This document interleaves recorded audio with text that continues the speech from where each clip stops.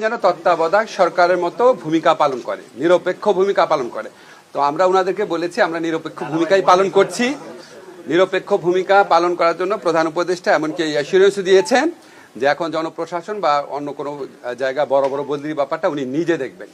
তো বিএনপি তত্ত্বাবধায়ক সরকার চাই এটা বলে নাই, বলেছে ইন্টারিম সরকারকে তত্ত্বাবধায়ক সরকারের মতো রোল পালন করবে। এটা বলতে তত্ত্বাবধায়ক সরকার আমাদের একটা নিরপেক্ষ ভূমিকা চেয়েছে, ওটা তাদেরকে অ্যাসিওর করা হয়। শোনেন, আমাদের বিরুদ্ধে সব দলই অভিযোগ করে যে এক দল বলে ওই দলের লোক আছে, আরেক দল বলে ওই দলের লোক আছে, আরেক দল বলে ওই দলের লোক আছে। যেহেতু সব দলই অভিযোগ করে অন্য দলের লোক আছে, তার মানে হচ্ছে আমরা নিরপেক্ষভাবে দায়িত্ব পালন করছি।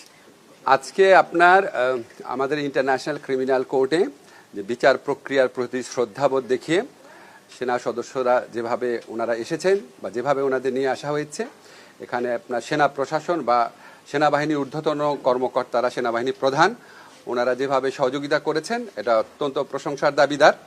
এবং তারা আইনের শাসনের প্রতি যেই শ্রদ্ধাবোধ দেখিয়েছেন এটা আমরা খুব পজিটিভলি দেখছি। আর সাব জেলে কেন রাখা হয়েছে বা ওনারা কোথায় রাখা হবে এটা সম্পূর্ণভাবে স্বরাষ্ট্র মন্ত্রণালয়ের দায়িত্বভুক্ত বিষয়।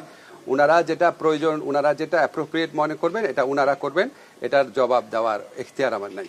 মাঠে ঘাটে আস্থার অভাব আছে নাকি আমি জানি না, তবে আমার মনে হয় রাজনৈতিক দলগুলোর মধ্যে যেরকম অনৈক্য থাকে আপনার, ওনারা একজন